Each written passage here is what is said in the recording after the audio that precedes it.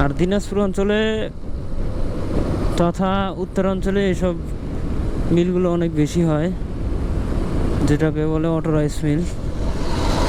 এটা আপনারা যেটা দেখতে পাচ্ছেন, উপরে ছোট ছোট ঘর, আসলে ওগুলো কী কাজে ব্যবহার হয় সেটা আমার জানা নাই।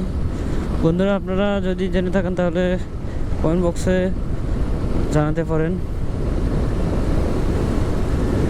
তো আমরা বের হয়েছি ফুলবাড়ি থেকে দিনাজপুরের উদ্দেশ্যে। দিনাজপুর থেকে আমরা যাব মূলত দিনাজপুরেই, ওটা রামসাগর আর কি। আমরা বর্তমানে আছি দিনাজপুর গোবিন্দগঞ্জ মহাসড়কে। রাস্তাটা অনেক সুন্দর, আশেপাশে গ্রামীণ পরিবেশ। আমরা ইতিমধ্যে চলে আসছি মোহনপুরের সেই রাবার ড্যাম। তো সামনে যে ব্রিজটা দেখতে পাচ্ছেন এটাই সেই রাবার ড্যাম হতে পারে।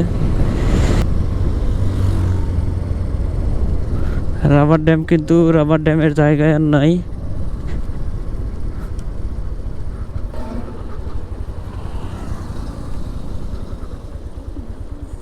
পুরো রাবার ড্যাম একবারে ভরে একাকার।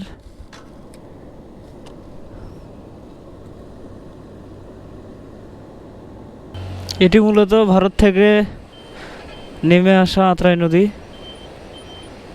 এখন চলছে বর্ষাকাল। সেই বর্ষাকালে যে পাহাড়ি ঢল আছে সেই ঢলে একদম কানায় কানায় পরিপূর্ণ এই রাবার ড্যাম। এই যে আষাঢ়ের যে বৃষ্টি কখন কোথায় কিভাবে হচ্ছে, এদিকে একটু আগে বৃষ্টি হয়ে গেল, আর আমরা যেখান থেকে আসলাম সেখানে একদম কাঠফাটা রোদ। রাস্তা থেকে বোঝা যাচ্ছে একটু আগে বৃষ্টিটা হয়ে গেল। আমরা দিনাজপুর শহরের কাছাকাছি চলে এসেছি।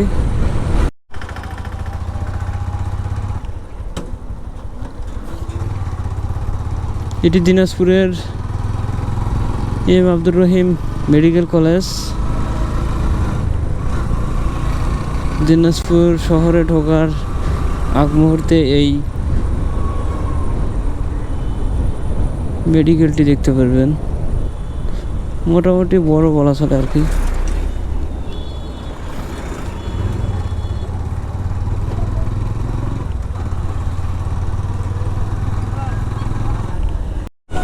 এখানে সাইনবোর্ড দিয়ে দেখাচ্ছে রামসাগর হাতের ডান দিকে 8 কিলোমিটার। তো দেখা যাক, সামনে একটা মোড় পাবো অবশ্যই।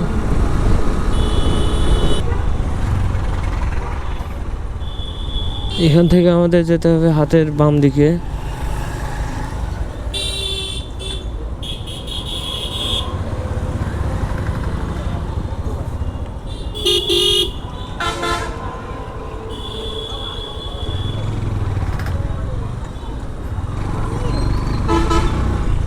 তো চলুন একবারে রামসাগরের যে রাস্তা আছে বা রামসাগর ঢোকার আগ মুহূর্তে গিয়ে আপনাদের সাথে দেখা হবে আবার।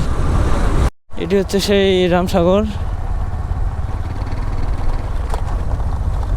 আপনাদের পুরো রামসাগরটা একদম রাউন্ড দিয়ে দেখাবো আর কি।